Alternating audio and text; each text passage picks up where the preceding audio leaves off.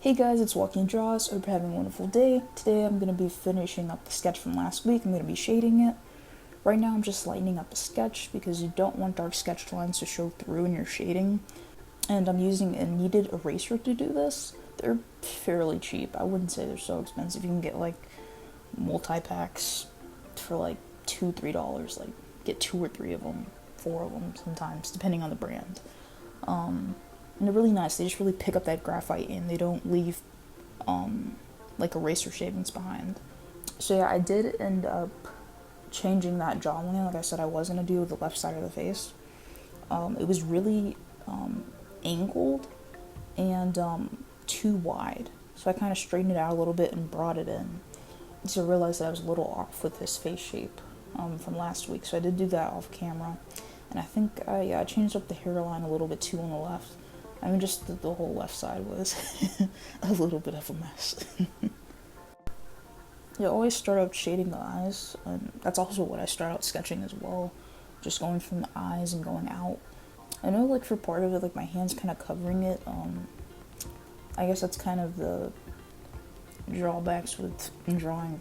Having the camera set up top down. But I know a lot of people set up their cameras top down. Before I did that, I used to kind of have it where it was showing like from the side of it. And I guess you could see the drawing better that way. My hand wouldn't be in the way, but I also just like, I don't know, I like the top down view. It's like showing you what I see when I'm drawing.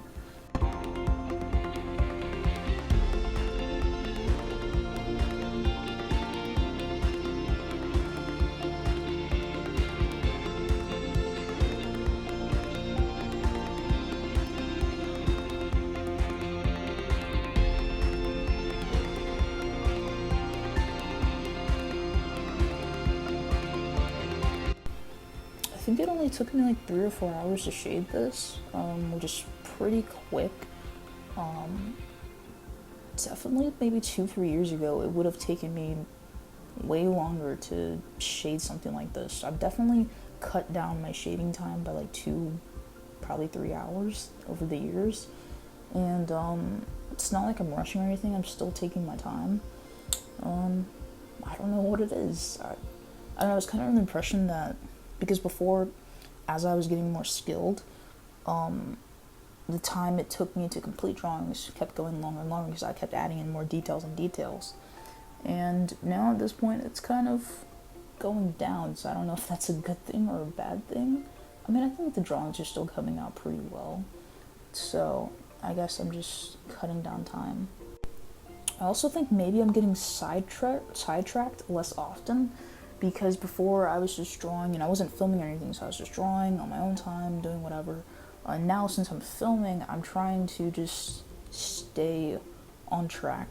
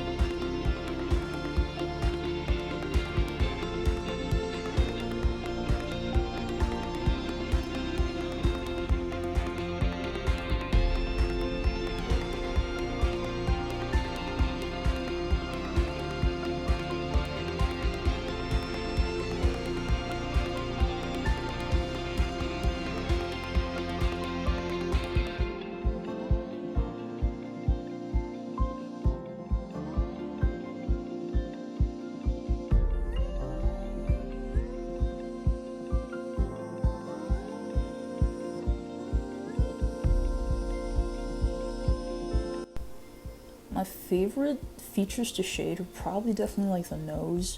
I like the eyes, but definitely the nose and the lips. And sometimes a beard if they have a beard. Like facial hair, that can be really fun to shade and see how that comes together. The things that I hate the most to shade are probably the forehead.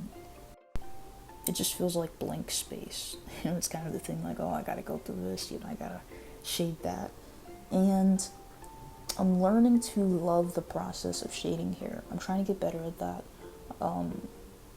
Shading hair hasn't always been like one of the things I'm really good at because it takes a really long time to make it look good. You have to really take your time with the details to really make it stand out and look nice. And I don't know, I wouldn't say mastered, but I've kind of gotten down packed shading the features of the face and shading the details of the face. But shading the details of the hair, I mean, that's a whole nother thing to tackle. So I've been trying to get better at that, not shying away from it, but trying to find more references where I can draw the hair. And it does kind of become a little bit of a problem because some references I'm like excited to draw the hair, and then when I sketch it out on this, I think it's like a 9x12 size sketchbook, I realize, oh, I don't really get much of the hair in there because it gets cut off from the sketchbook. So, I mean, that's a little bit of a dilemma too. So this is why I buy a bigger sketchbook, and I don't know, I like being able to carry around the 9x12. If I get something bigger, like 11x14, yeah, it's bigger, but then it's also like less manageable to carry around and stuff. So, I don't know. Those are the pros and cons.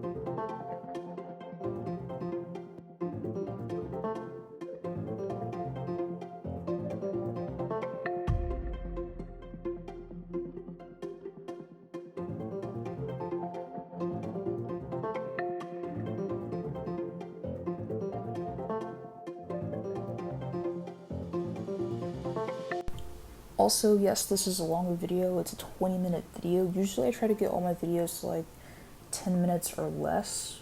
For probably a while I've been trying to do that. And really all of my shading videos would probably be this long, but I put them through the time-lapse. So I speed it up 10 times and I put it through twice for these shading videos. So it's like sped up like 20 times. And so this time I only put it through there once. So it's only sped up 10 times. And I don't know, I like that, only doing it 10 times because I think it helps to show the process a little bit slower, even though it still is 10 times faster than the real-time process. But I think when you speed it up 20 times, sometimes it can be harder to see the process. So I'll see how this video performs, and maybe I'll do a couple videos like this to see how they perform. And I mean, if it's not that big of a difference, I'm just probably going to keep doing it, because I think it's more helpful this way to only speed it up 10 times instead of 20 times. I think that helps to see the process better. So we'll see how it goes.